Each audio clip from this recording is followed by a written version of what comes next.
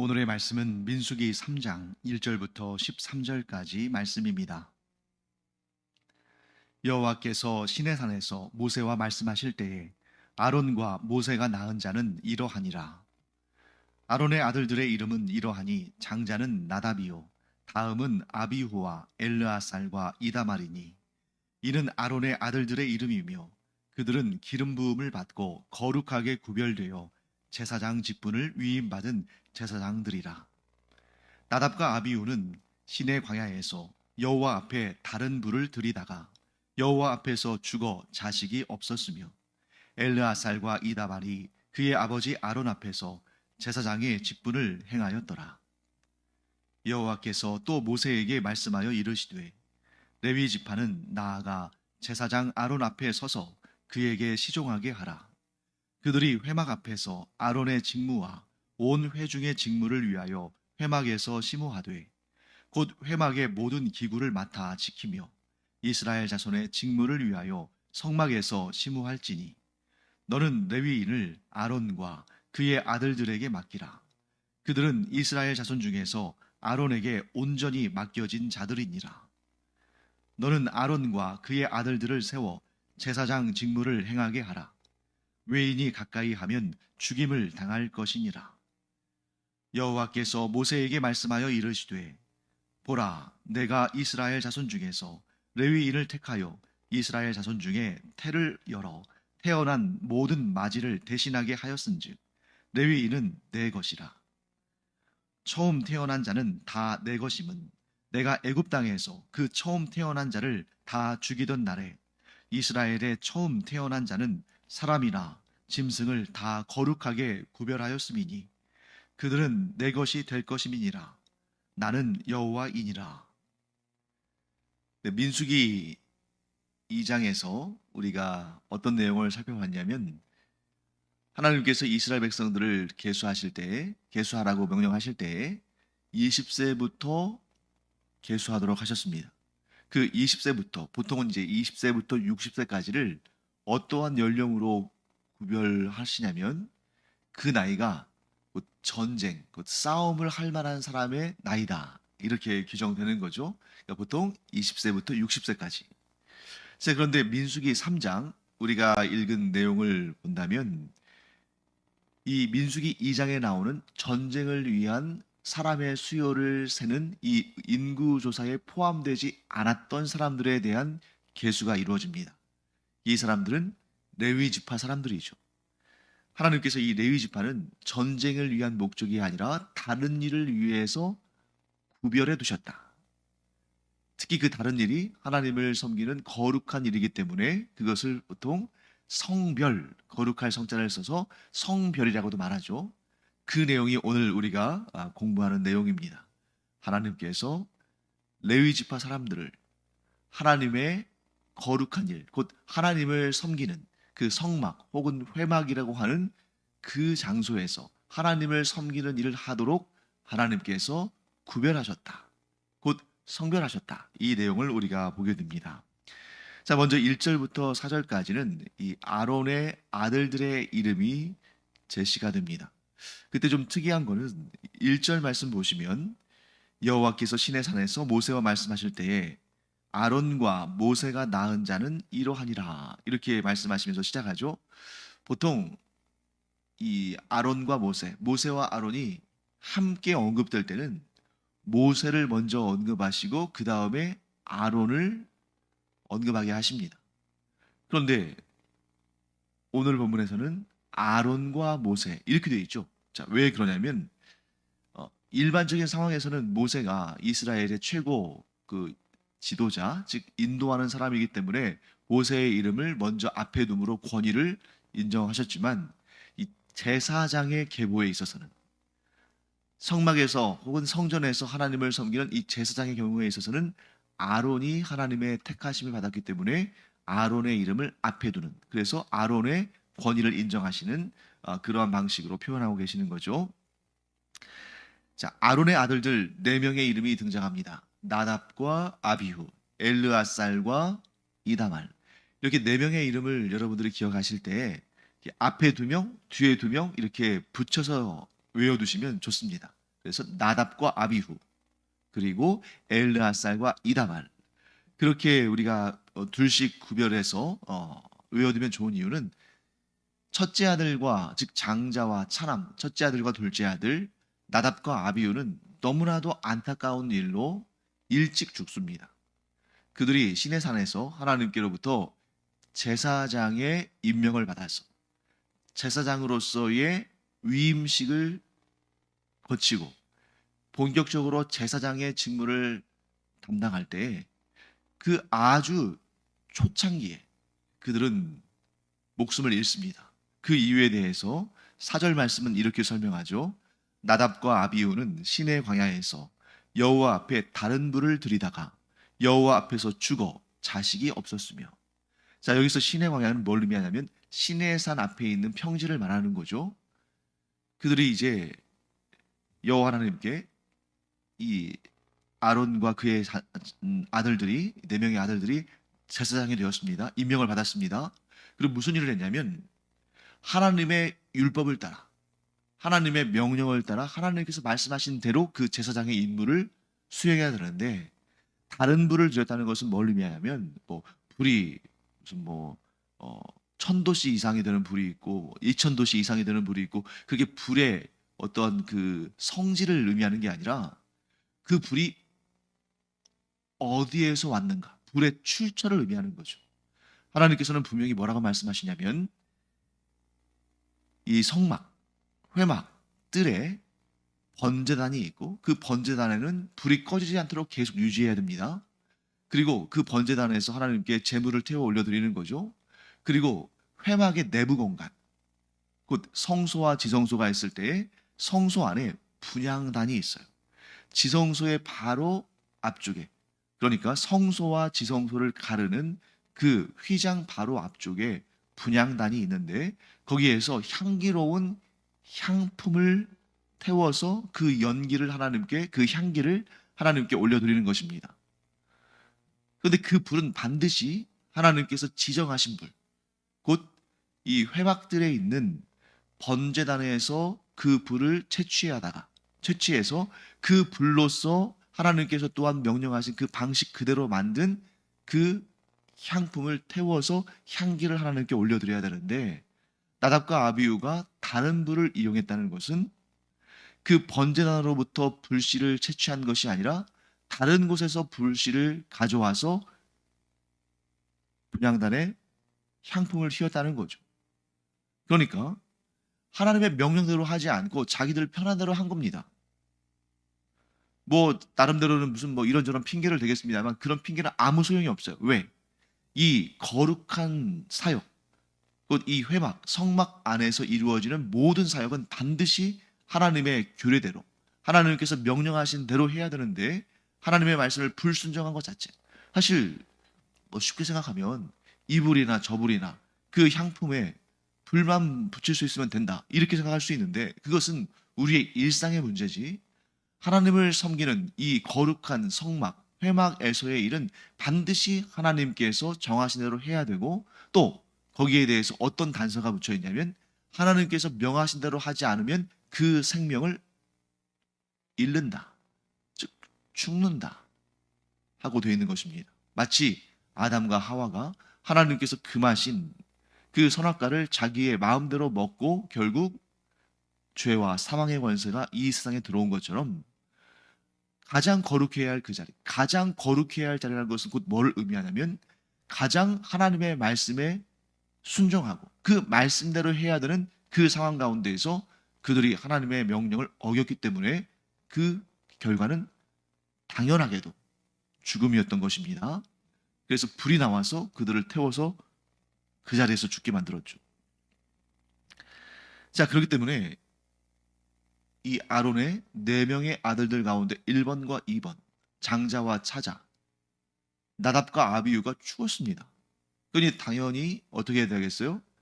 그 동생들 2명, 엘르아살과 이다말이 그 제사장의 직무를 다 이제 오롯이 떠맡아서 해야 되는 거죠. 그래서 그 이후로는 엘르아살의 가문과 이다말의 가문이 계속 제사장 직분을 이어가요. 그런데 처음에는 그렇게 안 했겠지만 시대가 지나면 지날수록 엘르아살의 가문과 이다말의 가문이 그 최고의 자리를 놓고 경쟁을 합니다. 그런데 결론적으로 말씀드리면 나중에 어떻게 되냐면 다윗 시대와 솔로몬 시대를 거치면서 이 엘르아살의 후손인 사독이라는 제사장이 원탑이 되는 거예요. 그래서 이 사독 계열의 제사장들이 계속해서 이어지면서 그 사독 계열 내에서 뭐가 나오겠어요? 대제사장이 나오면서 이스라엘의 종교적 지도자의 자리, 최고의 그러니까 그 이스라엘은 사실 신분제를 하나님께서 허락하지 않으셨습니다만 그나마 이제 그런 영적인 최고의 그 지휘자의 지도자의 자리에 있으니까 최고의 귀족의 자리에 오르게 된 거죠. 왜? 귀족이라는 게 뭡니까? 세습되는 거니까. 사독 계열의 사람들은 계속 세습해서 제사장이 되고 또 대제사장이 되고 이렇게 되잖아요. 그래서 우리가 그 신약 시대에 와서 여러 그 사람들의 신분이나 또는 그들의 어떤 사회적인 지위나 이런 것들을 이렇게 분류해서 설명할 때 바리새인이 있고 사두개인이 있잖아요. 사두개인 발음이 뭐랑 비슷합니까? 사독. 그래서 이 사독 계열의 사람들이 이렇게 점점 자손들을 이렇게 나아가니까 점점 인구가 많아지겠죠. 그래서 그들이 한 무리의 일파를 이루는데 그게 사두개인이고 그 사두개인이야말로 이스라엘 전체에서 가장 정통성이 있고 가장 신분적으로 스스로를 우월하다고 생각하고 거룩하다고 생각하는 그런 귀족 계열, 곧 제사장들의 계열 이렇게 되는 거죠. 물론 하나님께서는 그렇게 되기를 원치 않으셨지만 이게 사람이기 때문에 제사장들도 사람이기 때문에 그렇게 팔을 짓고 자기들을 높이고 권력을 획득하고 그 권력을 통해서 또 자신들의 입지를 더 높이고 이런 방식으로 했던 거죠. 반면에 이 엘르아살의 동생 이다말의 계열은 어느 데에 가서 대가 끊기냐면 우리가 잘 아는 사무엘 선지자가 어렸을 때에 이 엘리 제사장을 찾아가서 그에게 맡겨지지 않습니까? 그런데 그 엘리 제사장의 두 아들 홈니와 비느하스가 여호와 하나님 앞에 범죄하고 그들이 블레셋과의 전쟁에 이 언약궤를 들고 가서 참전했다가 그날 다 죽죠. 그날 죽습니다. 홈니와 비느하스가. 그러면서 그 홈니와 비느하스가 죽고 언약궤를 빼앗겠다는 소식을 들었을 때에 나이 많은 엘리 제사장도 죽습니다. 그러므로 그 이다말 계열의 제사장의 계보는 거기에서 이제 끝나게 되는 거죠. 자, 그렇게 해서 결국에는 이 엘르아살의 계열, 엘르아살의 후손인 사독 때부터 이제 이 이스라엘의 제사장 그리고 대제사장의 계보는 이 엘르아살 계열로 계속 이어진다 하는 것을 우리가 알게 됩니다.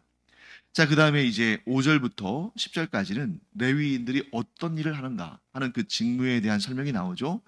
내용이 좀 많습니다만 딱 네 가지로 정리할 수 있습니다. 이 네 가지만 외워두시면 돼요. 레위인은 어떤 일을 하느냐.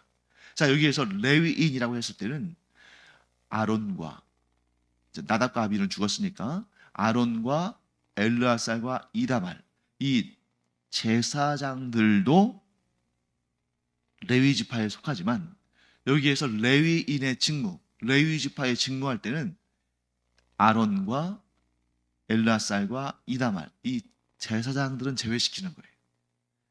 비록 같은 지파지만 제사장들의 직무가 따로 있고 레위인들의 직무가 따로 있습니다. 그야말로 제사장들은 가장 거룩한 일을 하는 거죠. 어떤 일입니까?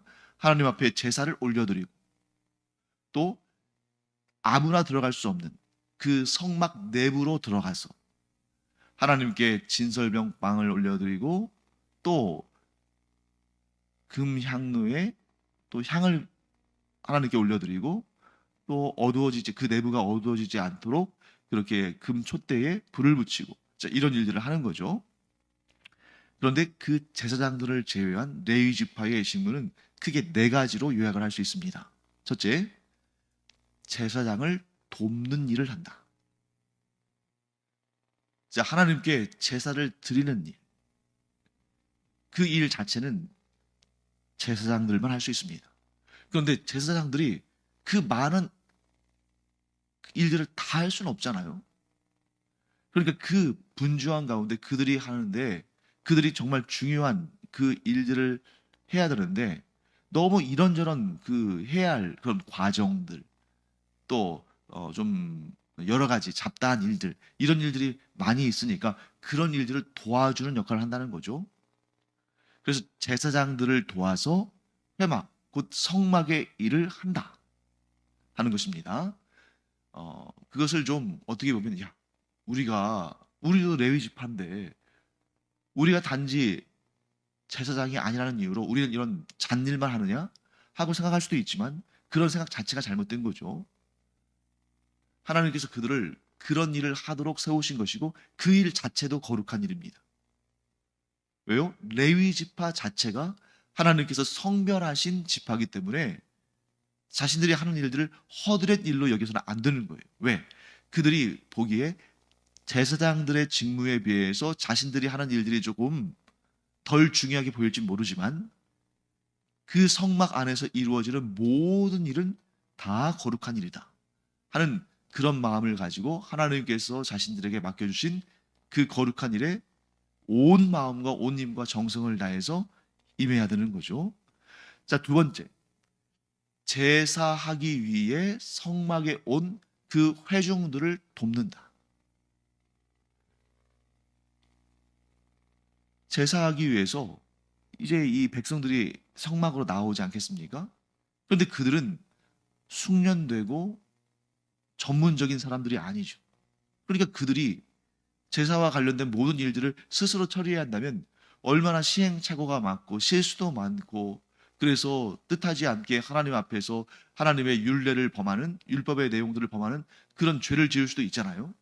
그러니까 그들에게 또 안내도 하고, 또 그들의 일을 돕기도 하고, 또 처리도 해주고. 그러니까 오늘날 마치 무엇 같냐면, 공무원들이 일반적인 그러한 법이나 규례나 이런 것을 잘 모르는 그러한 시민들을 위해서 그 일들을 전문적으로 이렇게 돕는 것처럼, 그 일들을 담당하는 것처럼, 이 레위인들이 그 거룩함과 관련된 성막에서의 일들을 그들이 하는데, 제사장들만 돕는 것이 아니라 제사를 하기 위해 나온 백성들도 도와준다. 성막에서의 그 전반적인 일들, 곧 제사장들만 할 수 있는 그 일들을 제외한 나머지 일들은 전부 이 레위 지파 사람들이 각각 그 담당한 일들대로 그 일을 행한다, 이렇게 볼 수 있습니다. 세 번째, 이 광야에서의 생활은 한 곳에 오래 정착할 수가 없잖아요. 그래서 이제 하나님께서 명하시면 또 이렇게 출발을 해야 되는데, 어, 하나님께서 구름 기둥을 멈추실 때는 그곳에 멈춰 있지만, 구름 기둥이 이동할 때는 함께 이동해야 되기 때문에 그렇게 이동할 때마다 이 회막을 해체하고, 또 포장하고, 운반하고, 또 성막에 그 이제 자리를 잡고 멈춰야 할 때, 즉 구름 기둥이 멈출 때는 그곳에 다시 성막을 재설치하고. 이게 그렇게 쉬운 일이 아니겠죠. 이사를 해보신 분 아시겠습니다만, 이사가 그렇게 쉬운 일이 아니잖아요. 그러니까 이 회막을, 또 그것도 아주 정교하게 만들어진 그 회막을 해체하고 다시 이동하고, 해체하고 이동하고 다시 원상태로 또 재설치하고 하는 그런 작업이, 그 노동 강도가 그렇게 가벼운 것이 아니라 굉장히 과중한 것이었을 거란 겁니다. 비록 레위 지파 사람들이 많긴 하지만. 그렇기 때문에 설교를 시작할 때 말씀드렸습니다만, 전쟁터에 나가는 일반적인 사람들, 그 전투를 위한 그러한 사역은 대략 20세부터 60세까지예요. 그런데 이 성막과 관련된 레위 지파들의 그 근무 연령은 그보다 10년 늦게 시작해서 10년 일찍 끝내요.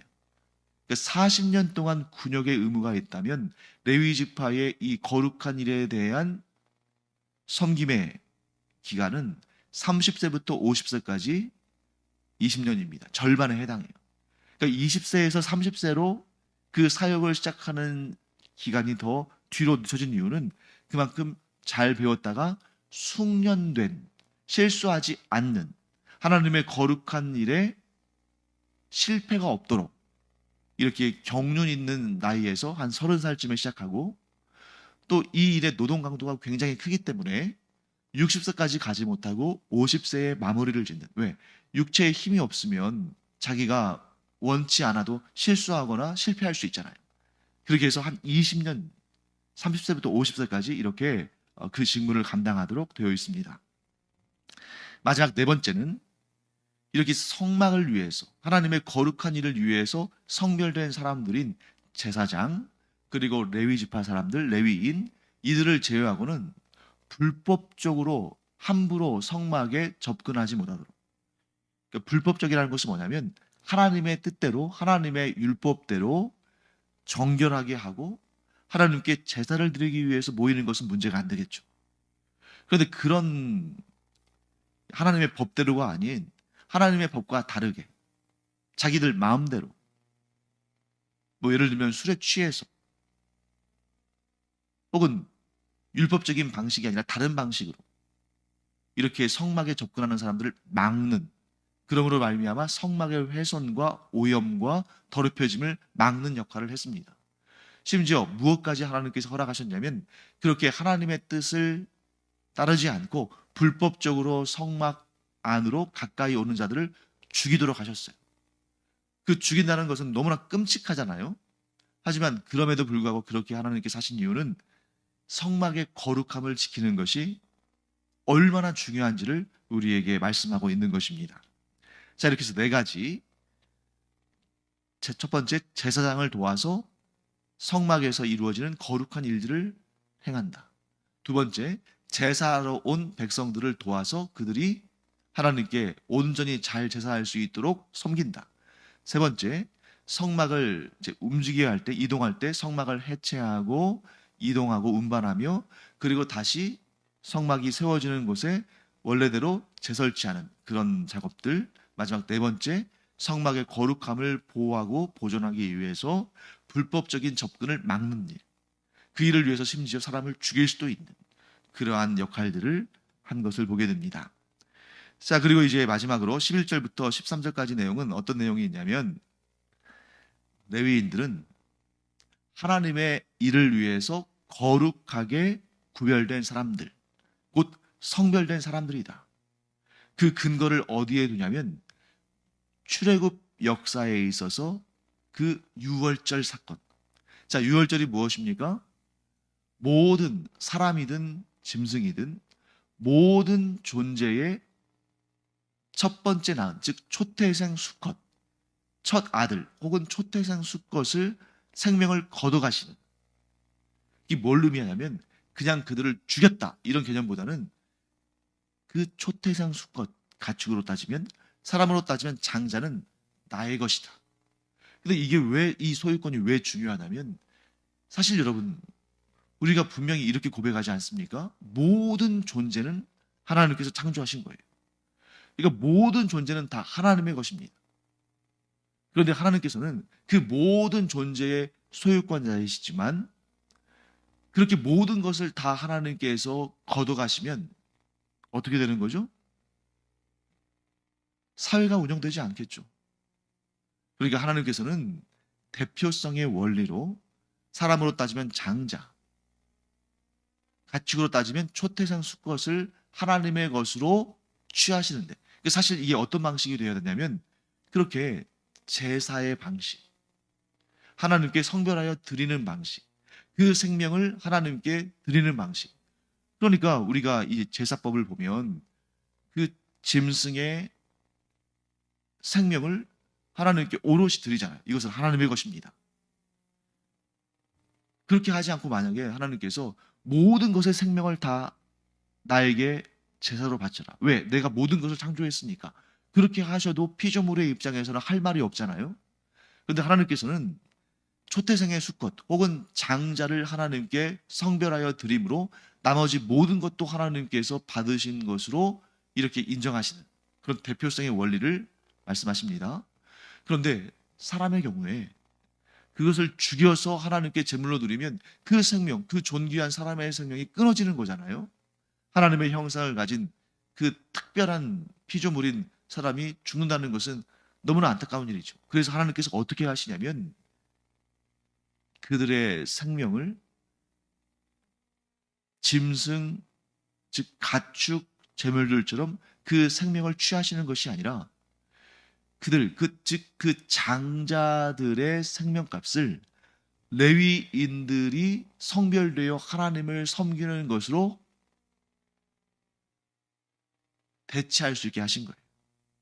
그러니까 원래는 제사법에 의하면 그 첫째 장자의 생명은 하나님께서 거둬가시는, 하나님께서 제물로 받으시는 이 유월절 사건이 그런 거죠. 그런데 그렇게 되면 생명이 끊어지고 죽게 되니까 하나님께서 그들을 뭘로 대체해 주신다? 레위인으로 대체해 주신다. 그리고 레위인은 그렇다고 해서 다른 사람들을 대표해서 죽는 것이 아니라 성별되어 하나님의 일을 전담한다. 이게 바로 대표성의 원리고, 이 원리는 처음부터 하나님께서 가지셨던 원리 가운데 하나고, 그래서 여기에서 이 대표성의 원리에서 우리가 무엇을 찾을 수 있습니까? 아담이 우리의 대표자로서 하나님과 언약을 맺었기 때문에 우리가 하나님과 언약을 맺은 적이 없지만 그 아담의 언약 안에서 우리도 하나님과 언약을 맺은 거구나. 왜 그렇습니까? 아담이 우리의 대표자니까. 그때 아담이 하나님의 뜻을 위반하고 죄를 지었을 때에 우리가 똑같은 죄를 지은 적이 없지만 우리도 그 죄 안에 있는 것은 아담이 우리의 대표자이기 때문이구나. 이 대표성의 원리가 어디로 이어집니까? 예수 그리스도께로 이어지죠. 우리가 예수님처럼 십자가를 지고 우리의 죄값을 치른 것이 아니지만 예수님께서 우리의 대표자가 되시고 우리는 예수 그리스도 안에 거하기 때문에 예수님께서 그 생명을 바치셔서 십자가의 보혈을 흘리심으로 그 죄값을 갚으신 것은 곧 우리의 죄값도 갚아졌음을 의미하는 거구나. 이렇게 알 수 있습니다. 그래서 오늘 이 레위인에 대해서 우리가 공부할 때 꼭 알아야 될 사실. 레위인이 다른 모든 백성들의 대표자로서 하나님께 바쳐진 것이고 그들이 하나님의 제물이 된 것인데 하나님은 그들의 생명을 취해 가시는 방법으로 그들을 받으신 것이 아니라 그들이 오롯이 하나님께 성결된 자들로서 하나님의 거룩한 직무를 담당하는 그 성막에서 일을 하는 그러한 일로서, 즉 다른 지파들처럼 뭐 농사일을 하고 뭐 목축하고 또 땅을 분배받고 거기에서 산업을 일구고 그런 일이 아니라 하나님을 섬기는 일을 함으로써 하나님께 바쳐졌고 또 그들이 우리의 대표자로서 우리가 다 하나님께 바쳐진, 즉 여기서 말씀하는 우리는 이스라엘 민족을 의미하는 겁니다. 그런 방식으로 하나님께서 레위 지파 사람들을 구별하여, 즉 성별하여 하나님의 소유로 삼으셨다. 그리고 그들은 이스라엘 백성들의 대표자이기 때문에 이스라엘 백성들이 또한 하나님께 바쳐진 것이다. 하나님의 거룩한 일을 위해서 성별된 것이다. 이렇게 해석할 수가 있겠습니다. 기도하겠습니다. 하나님께서 레위인들을 성별하여 하나님의 소유로 삼으신 것처럼 오늘날 이 시대에는 우리 그리스도인들을 성별하셔서 하나님의 자녀 삼으신 줄을 믿습니다.